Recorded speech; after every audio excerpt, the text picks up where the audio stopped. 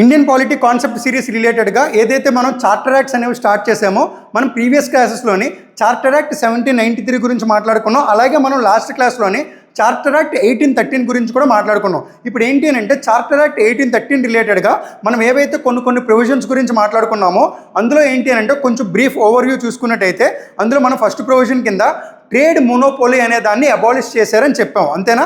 Trade monopoly abolish చేయడం అంటే ఇక్కడ మనం చూసుకున్నట్టయితే ఏదైతే మనకి ఇండియాకి మోనోపోలీ ఆఫ్ ట్రేడ్ అనేది ఎవరికి ఉన్నది, ఓన్లీ ఈస్ట్ ఇండియా కంపెనీకి మాత్రమే ఉన్నది. అంటే బ్రిటన్లో ఉన్న ఏ కంపెనీ కూడా ఇంక ఇండియాలోని ట్రేడ్ చేయడానికి వీల్లేదు, ఓన్లీ మనకి ఈస్ట్ ఇండియా కంపెనీకి మాత్రమే ఉంటుంది అనమాట. Due to the disturbances which occurred in the Britain, అంటే బ్రిటన్కి ఫ్రాన్స్కి ఉన్న గొడవలు ఏవైతే ఉన్నాయో దాని కారణంగా నెపోలియన్ బొనపార్ట్ అనే పర్సన్ ఎవరైతే ఉన్నారో బ్రిటన్లో ఉన్న ట్రేడ్ అంతటిని కూడా యూరోప్ కాంటినెంట్లో ఆపడం వల్ల కొత్త మార్కెట్స్ ఓపెన్ అవ్వాలి అనే పాయింట్తోని ఇక్కడ ఎవరైతే ఉన్నారో మనకి ఈస్ట్ ఇండియా కంపెనీ వీళ్ళ ట్రేడ్ అనే దాన్ని మోనోపోలీ ఆఫ్ ట్రేడ్ అనే దాన్ని అబాలిష్ చేసిందనమాట బ్రిటన్ గవర్నమెంట్. ఓకే, అలా చేయడం వల్ల ఏంటి అని అంటే మార్కెట్ అనేది ఓపెన్ అవుతుంది, అంటే మిగిలిన కంపెనీస్ అన్నీ కూడా ఇండియాలో వచ్చి ట్రేడ్ చేయొచ్చు. బట్ ఇక్కడ మనం గుర్తుపెట్టుకోవాల్సిన పాయింట్ ఏంటి, వెరీ వెరీ ఇంపార్టెంట్ పాయింట్, ఇక్కడ మనకి ట్రేడ్ మోనోపోలీ అనేది ఉన్నది. దేనికి ఉన్నది? ఓన్లీ టీ ట్రేడింగ్, అంటే టీ ఏదైతే ఉన్నదో టీ మనం తాగుతాం కదా, ఆ టీ ఏదైతే ఉన్నదో దాని ట్రేడింగ్, అలాగే ట్రేడ్ విత్ చైనా, ఈ రెండింటికి తప్ప మిగిలిన అన్నిటికీ కూడా ట్రేడ్ మోనోపోలీ అనే దాన్ని లేదనమాట. ఓకే, ఇది మనకి అబాలిష్ చేశారు. అలాగే మనకి 1813 నుంచి 1833 వరకు కూడా వాళ్ళ రూలింగ్, అంటే కంపెనీ ఎవరైతే ఉన్నారో on behalf of crown rule చేయొచ్చు అనేది ఇంకొక 20 years అనే దాన్ని ఎక్స్టెండ్ చేశారు. ఇది మనం ఇంకొక పాయింట్ కింద మాట్లాడుకున్నాం. అలాగే మనకి ఇంకొక పాయింట్ ఏంటి అని అంటే బోర్డ్ ఆఫ్ కంట్రోల్ ఎవరైతే ఉన్నారో వాళ్ళకి పవర్స్ అనేవి పెంచారనమాట. అంటే గవర్నర్ జనరల్ ఆఫ్ బెంగాల్ కానీ ప్రొవిన్సెస్లో ఉన్న గవర్నర్స్ కానీ వాళ్ళు ఏ రకమైన డెసిషన్ తీసుకున్నా సరే బోర్డ్ ఆఫ్ కంట్రోల్ అనే వాళ్ళు మీద నుండి వాళ్ళు మానిటర్ చేస్తూ ఉంటారు. అలాగే వాళ్ళు ఏ రకమైన రిపోర్ట్స్ అడిగినా, ఏ రకమైన కంపెనీ రిలేటెడ్గా పేపర్స్ అడిగినా సరే కంపల్సరీగా సబ్మిట్ చేయాల్సిన పరిస్థితి అయితే ఉన్నది. అలాగా బోర్డ్ ఆఫ్ కంట్రోల్కి పవర్ అనేది పెంచారు. ఓకే, నెక్స్ట్ ఇంకొక ఇంపార్టెంట్ ప్రొవిజన్ కింద మాట్లాడుకునేటప్పుడు సెపరేట్ అకౌంట్స్ అనేవి మెయింటైన్ చేయాలని చెప్పారు కదా. దేనికి సెపరేట్ అకౌంట్స్ మెయింటైన్ చేయాలన్నారు? ఒకటి కమర్షియల్ ఫంక్షనింగ్, అంటే రెవెన్యూ ట్యాక్స్ కలెక్షన్స్ ఏవైతే జరుగుతున్నాయో దానికి సెపరేట్ అకౌంట్ ఉండాలి. అలాగే అడ్మినిస్ట్రేటివ్ బాడీ అంటున్నాం కదా, ఈ అడ్మినిస్ట్రేషన్ రిలేటెడ్గా ఏవైతే మనకి రెవెన్యూ జనరేట్ అవుతుందో దానికి కూడా సెపరేట్ అకౌంట్ అనేది మెయింటైన్ చేయాలనే పాయింట్ మనం డిస్కస్ చేసాం. అలాగే మనం ఇంకొక మేజర్ ఇంపార్టెంట్ పాయింట్ గురించి మాట్లాడుకున్నాం. ఏంటది? క్రిస్టియన్ మిషనరీస్ అనే వాటిని అలౌ చేశారు ఇండియాలోకి అని పాయింట్ మాట్లాడుకున్నాం.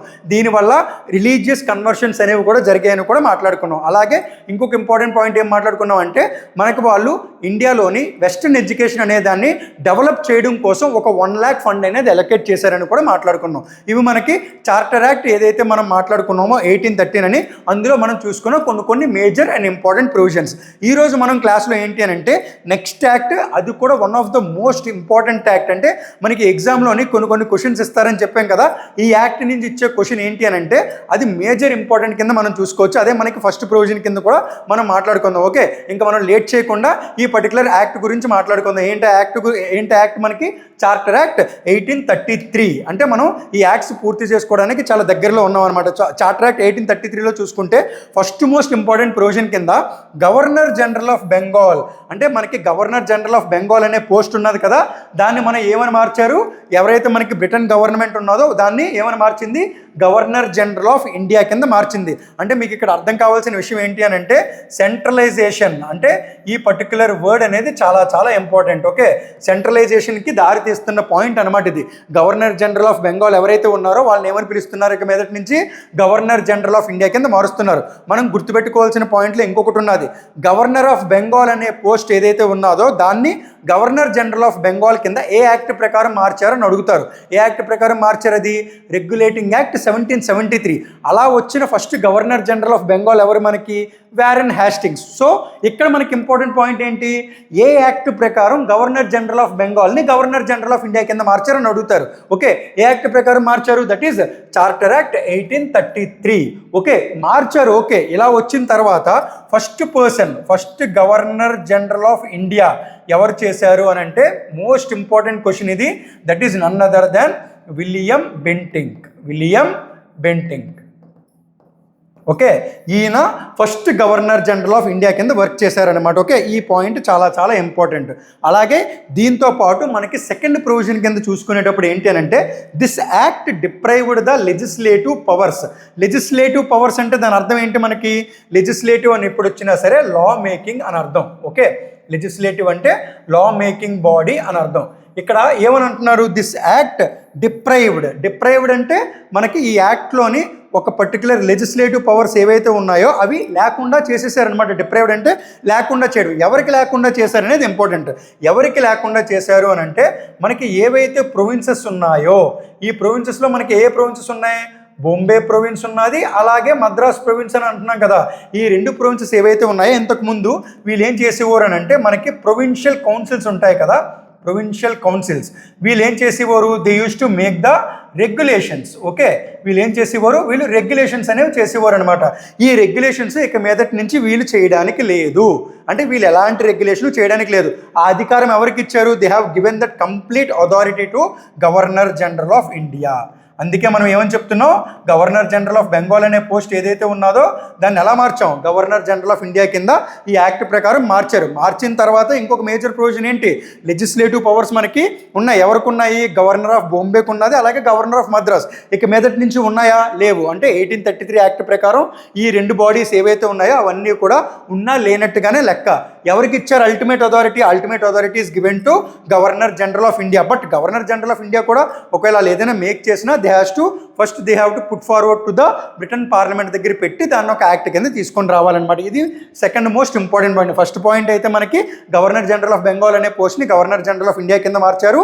సెకండ్ మోస్ట్ ఇంపార్టెంట్ పాయింట్ అయితే act deprived the legislative powers of the provincial councils. Okay, provincial councils ఏవైతే ఉన్నాయో వాటికి లా మేకింగ్ బాడీ అనేది తీసేసి ఎవరికి ఇచ్చారు, అది గవర్నర్ జనరల్ ఆఫ్ ఇండియాకి ఇచ్చారనమాట. అలాగే మనం నెక్స్ట్ మోస్ట్ ఇంపార్టెంట్ ప్రొవిజన్, ఇది చాలా చాలా ఇంపార్టెంట్ ప్రొవిజన్ అనమాట. ఇప్పటి వరకు మనం ట్రేడ్ మోనోపోలీ అని చెప్పి మాట్లాడుకున్నాం. ఫస్ట్ మనం 1773 నుంచి ఫస్ట్ మనం మాట్లాడుకున్నాం కదా.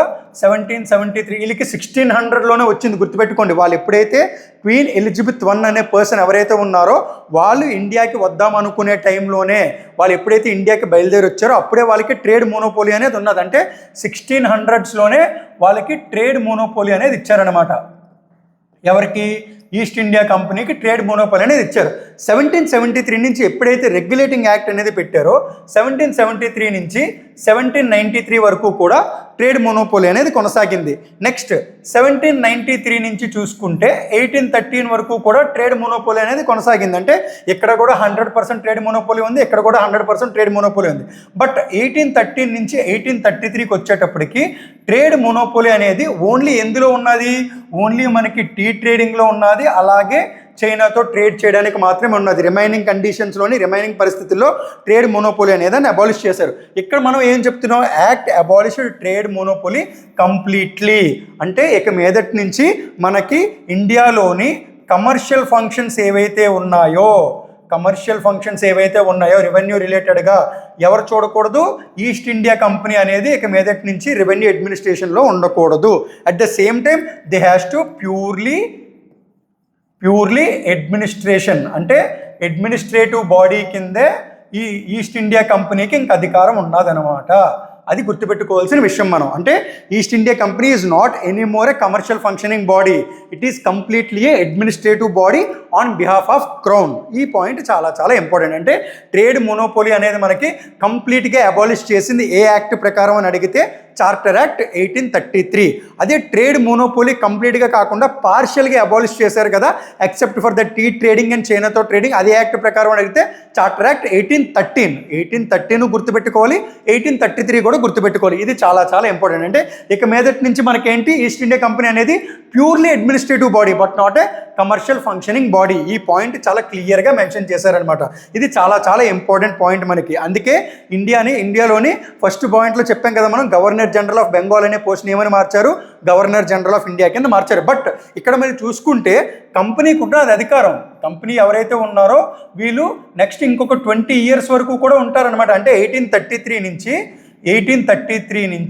1853 వరకు కూడా ఫర్దర్ 20 years అడ్మినిస్ట్రేటివ్ బాడీ కింద ఉంటారు తప్ప, but they are not having the trade monopoly. అది గుర్తుపెట్టుకోవాలి మనం. ఓకే, నెక్స్ట్ ఇంపార్టెంట్ పాయింట్ ఏంటంటే ఈ యాక్ట్లోని ఒక ఇంపార్టెంట్ ప్రొవిజన్ ఉంటుంది. ఏంటి అని అంటే, బట్ ఈ యాక్ట్లో ఈ ప్రొవిజన్ తీసుకొని వచ్చినా సరే it was not a successful move according to this act.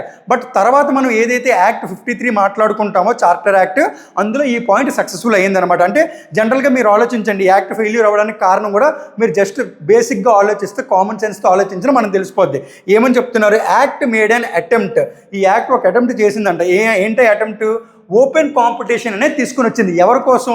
This open competition for civil servants, అంటే గవర్నమెంట్ ఎంప్లాయీస్ ఎవరైతే ఉంటారో ఆ కాలంలోని కంపెనీ తరపున గవర్నమెంట్ ఎంప్లాయీస్ని అపాయింట్ చేసేవారు కదా.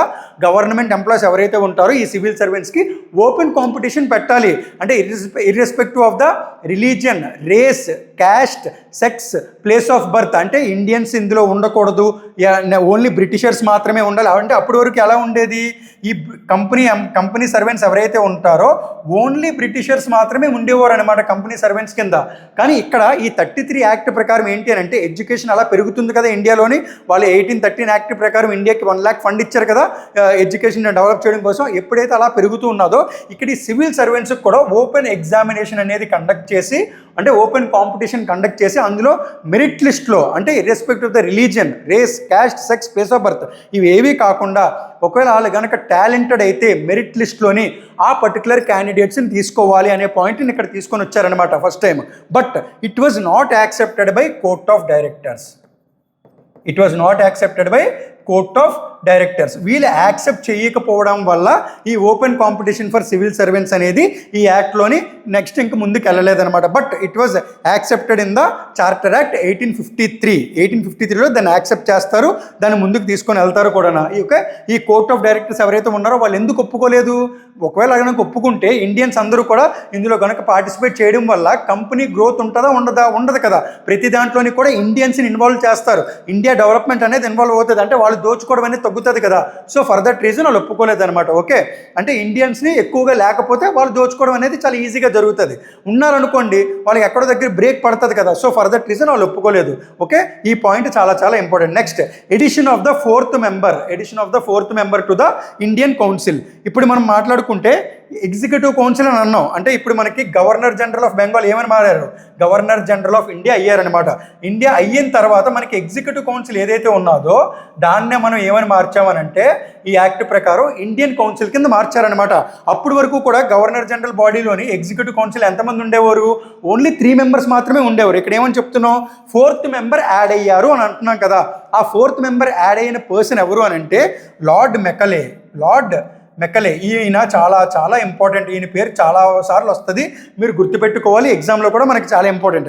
లార్డ్ మెకలే అనే పర్సన్ 4th మెంబర్ కింద యాడ్ అయ్యారు అనమాట. ఈ 3 మెంబర్స్తో పాటు ఇంకొక 4th మెంబర్ కింద యాడ్ అయ్యారు. ఇక్కడ ఇంపార్టెంట్గా మనం గుర్తుపెట్టుకోవాల్సింది ఏంటంటే ఈ 3 మెంబర్స్ ఎవరైతే ఉన్నారో with the combination of this governor general of India and ఈ 3 మెంబర్స్ ఎవరైతే ఉన్నారో వీళ్ళు ఓన్లీ ఎగ్జిక్యూటివ్ ఫంక్షన్స్ మాత్రమే చూసుకుంటారు. They use to look after only executive functions.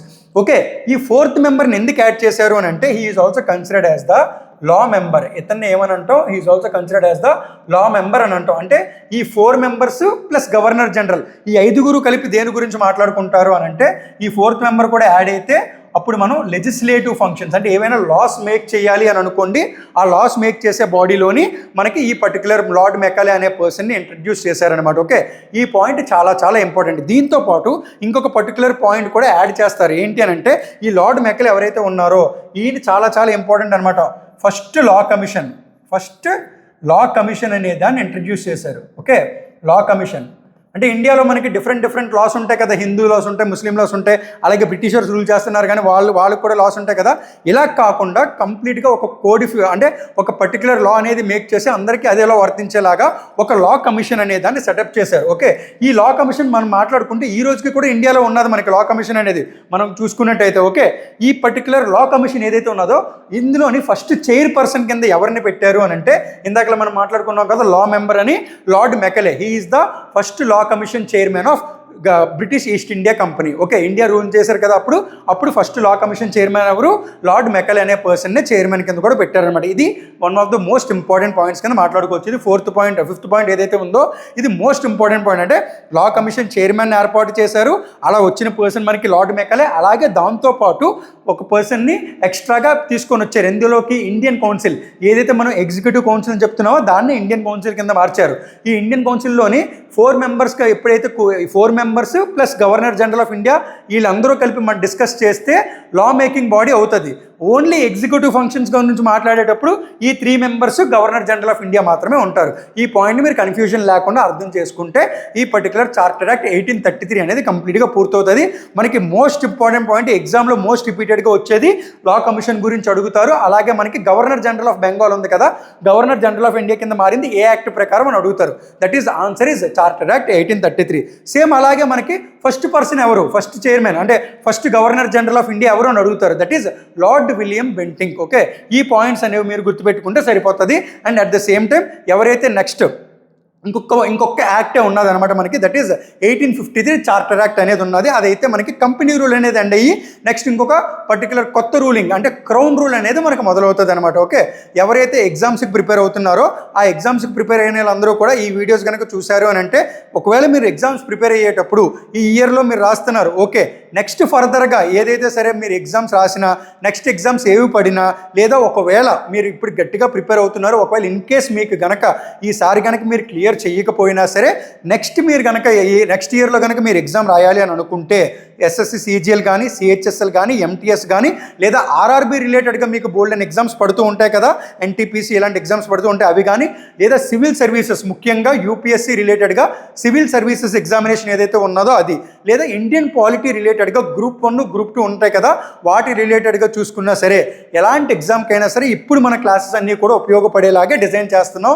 And ఇక మీదటి నుంచి మనం ఏంటంటే ఈ సిరీస్ అనేది ఆపకుండా కంప్లీట్ ఇండియన్ పాలిటీ అనేది డిస్కస్ చేయాలనేది మా ప్లాన్. ఓకే, దాని తర్వాత నెక్స్ట్ ఇంకొక సబ్జెక్ట్ అనేది మాట్లాడతాం అనమాట. అలాగా ఈ పర్టికులర్ టాపిక్స్ అన్నీ కూడా మీ అందరికీ ఉపయోగపడే విధంగా డిజైన్ చేస్తాం. నెక్స్ట్ ఏంటి అని అంటే ఈ టాపిక్ అంతా పూర్తయిపోయిన తర్వాత వీటి మీద క్వశ్చన్స్ కూడా ఇచ్చేలాగా ప్లాన్ చేస్తున్నాం అనమాట. ఓకే, ఎవరైతే ఎగ్జామ్స్కి ప్రిపేర్ అవుతున్నారో అందరూ కూడా ఎగ్జామ్కి బాగా ప్రిపేర్ అవ్వండి. All the best and thank you for each and every who are watching.